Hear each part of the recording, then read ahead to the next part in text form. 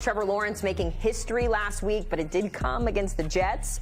But can he continue that history? Can he lead this league-leading offense against the NFL's top defense? Denver, meanwhile, looking to become the first team to win 12 straight games in a single season since the 2019 Ravens. Back here on set with our NFL crew, Chris Hassel, Haley Sutton, alongside Pete Prisco and Logan Ryan. Guys, the disrespect for this Broncos team week and week just seems like it continues to grow, even from that guy over there. I wasn't going to say I'm not going to disrespect him. I give him plenty of accolades for winning 11 straight games. Nationally, it feels like this Denver Broncos team is just sort of, they're the underdog last week, even though they have the better record. And every week we're looking for qualifiers, Logan. But the reality is they're the best team in the AFC. They have the best record in the NFL. An 11-game win streak is not easy to do. What's impressed you the most about what Denver has done during all of that? Consistency. Winning streaks are hard because when you beat a great opponent, the next week you drop the ball, right? Or when you don't play a good quarter of football, you know, you let that snowball and you play a bad game, right? Or you get punched in the mouth one game and you don't know how to respond. And I love, like Sean Payton, obviously we know this, has his guy in Bo Nix. Bo Nix does the interview about 11 straight games or whatever, and he's like, okay, I'm ready for next week, though. We got one more coming next week, Jacksonville. He's talking about Jacksonville in his post-game interview last week. Like, he's not moving on from nobody. I really love who they have there at quarterback. Obviously, that defense has been dominant, and the consistency is not easy. It's one of the most overrated things that, you know, we have in sports. When people go on win streaks, we just take it for granted. But it's really hard to do week in and week out. It is, and they've won a lot of close games, and that hardens you at some point. It makes you a better football team by winning a lot of close games. Now, having said that, of all the 11-game winning streaks in the history of this league, their scoring margin is the smallest of any of them, which tells you they've won a lot of close games. And remember, they were losing to the Giants in the fourth quarter. They were losing a lot of games in the fourth quarter to teams they had no business losing to, and they found a way. That's a tribute to Bo Nix in the fourth quarter. It's a tribute to Sean Payton, and it's a tribute to a defense that can be dominant at times. And we talk about their defense. Recent weeks, it hasn't been as dominant, but at times they've been really dominant, and they can get after the quarterback. How about Jacksonville, Pete? Because they were sitting there, I think they were 4-3 overall. They had just lost back-to-back home games, and they got blown out by the Rams in that second home game, 35-7. In London. Yeah, quote-unquote home game in London. And you also lost Travis Hunter for the year. How did they quickly turn things around and turn themselves into a playoff team that's in the running for a top seed? I think he said it in the last segment, Liam Cohen. And there were a lot of times there where it was challenging for that team. And he went to the quarterback. He said, you have to turn it loose, son. You have to turn it loose. He was not the same player. He was not taking risks. He was taking everything safe. He was getting out of pockets with his eyes lowered. And all of a sudden, he went to him and he said, you got to turn it loose. And he did. And he started to believe in him. Jacoby Myers coming over in the trade was enormous for his confidence. He believes in him. And he's elevated Brian Thomas by watching Jacoby Myers be a pro. Parker Washington. You know, Parker Washington, Jacoby Myers, Brian Thomas, and Brenton Strange have only been on the field together for one full game. And those are the core guys of their passing game. And I think when they have all those guys together, Liam Cohen can get in that bag now. Last week might have been one of the best play calling games I've seen from a head coach in a long time. And I think that's what you have to look at this week. How does he attack that Denver defense? Yeah, it's going to be the scheme there with him and Vance Joseph. I mean, my man Wilkes lost a job last week because Liam Cohen was so good at calling plays. And when I sat down with Liam Cohen this year, like, accountability right away, accountability through the roof. Trevor Lawrence is used to wearing a wristband. I don't want him wearing a wristband anymore. He's got to learn how to call plays without it. Now there is some hybrid wristband usage, but he challenged the quarterback in meetings in front of us. ETN's got to be consistent. We want ETN to do this, right? Obviously, he challenges the wide receiver in Brian Thomas. He brought in new wide receivers. When you run that offense, it's the Rams offense. I played against it for years. It is inside passing. The receivers are asked to block. They're asked to motion. They change a lot of plays at the line of scrimmage. And all that to say this, you have to be really smart and accountable in that offense and know what's going on, because there's a lot more on the plate, especially the quarterback's plate. So they get trusted wide receivers. Jacoby Myers, a trusted wide receiver in this league, a veteran. He don't care about the first-round draft status or what this guy's supposed to do or what he did last year. He's going getting guys in the game to do their job. And there's other examples of that. I'll give you, Matt Dickerson came over. They picked him up off the scrap heap from Miami. Yeah. All of a sudden now he's in the lineup in the rotation. Strigal, an undrafted rookie, in the rotation as a rush guy. They don't care. They sat down veterans. They traded for veterans. They cut those veterans. They don't care. I'll give you the left tackle position because it's going to be a key one in this week's game. Walker Little was the starting left tackle. Cole Van Landen went in, started at left guard, and right tackle in 3 successive games. Little got hurt. He started at left tackle. I don't know if that's ever happened before, that anybody's ever done that. He starts at left tackle. He's now their best offensive lineman. You think Walker Little's going back in that lineup? Hell no. So the matchup this week, Cole Van Landen versus Nick Bonito. That'll be the matchup that might ultimately decide this game. Might need some help.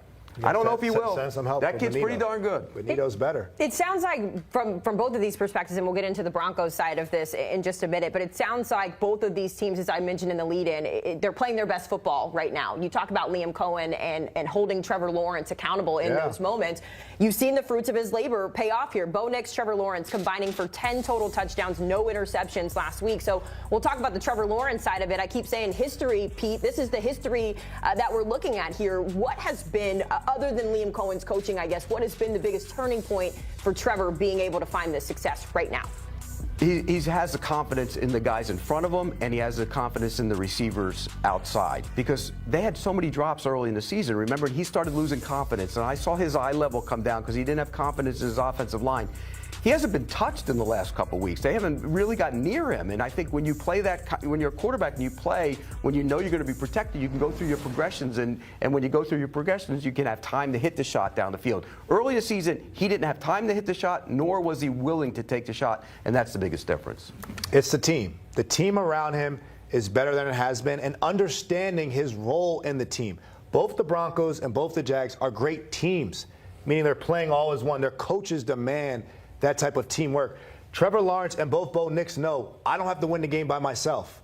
I can throw the ball away on 3rd down, punt. We're going to play good defense, get the ball back, and then we'll score. Understanding time and score, understanding your teammates, working as a team. And I think both these coaches demanded that. And that's the difference between winning a championship or Super Bowl in football. It's such a team-oriented sport. There's very few isolated plays where you just go 1-on-5 or 1-on-4. Give them the ball, get out the way, we'll watch Kobe go to work. That is not how football works, and I think both these quarterbacks are learning that with these great coaches. And with Jacksonville, their offense has been the best in the league during this 5-game winning streak, averaging 32 points per game, obviously going up against a fantastic defense in the Denver Broncos. And then there's Bo Nix, who at times, even you, Pete, looked at him as sometimes more of a liability than anything else, but has he changed your mind over these last couple of weeks, particularly the last game against the Packers? He's grown up in the pocket, and that's something he needed to do. I mean, 2 weeks ago, he completed, I think, 30 passes and had 200-something yards. He wasn't driving the ball down the field. Well, what did he do last week against the Packers? He drove the ball down the field, and that's what he needs to do. Look, we talk about Sean Payton, his ability to scheme up stuff in the run game and get him outside in the boots and make the throws easy for him. But they're only going to go as far as he can throw it from inside the pocket because he has to be able to make those throws and make those big chunk plays, and he did it last week. If he continues to do that and grow, this is a legitimate Super Bowl contender. There's no question about that, and I think he can. He's getting better, and he plays with a little swagger, too. He's always had that. Yeah. He's always had that. Bo Nix is going through the standard process of a young player in the NFL. And what that is you get drafted based on what you did in college, your highlights, your potential, like, wow, potential through the roof. You get to the NFL, they're like, that ain't going to work here, big fella. You're going to have to cut this down, take your check down, understand you have to go back to one-on-one, right? You're like, do I even know how to play football anymore, right? They're taking a lot of my swag from me, but you got to prove that you can play in the NFL how the coaches want you to play, what's going to work at that level, and then in year 2, year 3, or whatever, then you start to bring your game back in it. Right now, you're starting to operate now Mahomes is like a little different, and Josh Allen wasn't playing like that in year 1 or year 2 of his career. He was learning how to play the game. So Bo Nix is really good at playing the game of football. He's really good at taking his checkdowns, playing it safe, understanding what Sean Payton wants. Now in the fourth quarters, you're starting to see some of those moments where he's going back to college Bo Nix, making some things happen. And that's the standard process.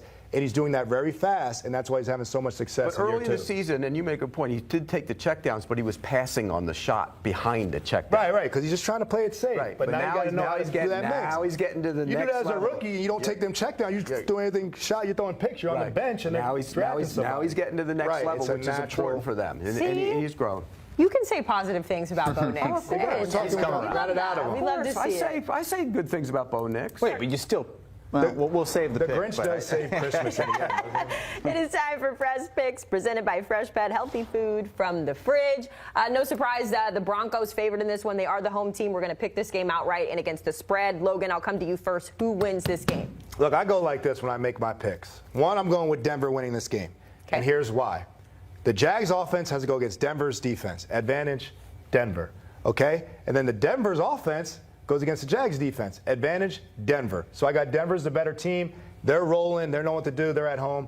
I got Denver winning this one. Wow. Oh, what about special teams? You didn't cut the. That's probably Denver, too. That's all Denver. I don't Pete, think that's Denver. you're coming around on Bo Nix. You're coming around on the Broncos, but. I'm picking Jacksonville. And here's why. You're right. That defense is more of a mismatch against Bo Nix in that offense. But I think the Jacksonville offense is a lot better than you give it credit for. I think they're going to score. And I don't like what I've seen the last couple weeks from the Denver defense. It hasn't been as good. If Christian Watson doesn't get hurt in that game, I still think the Packers can throw it around and win that game. They were hitting some shots down the field. Ifs. And by the way, when in doubt, throw it at Riley Moss. You'll get a pass interference penalty.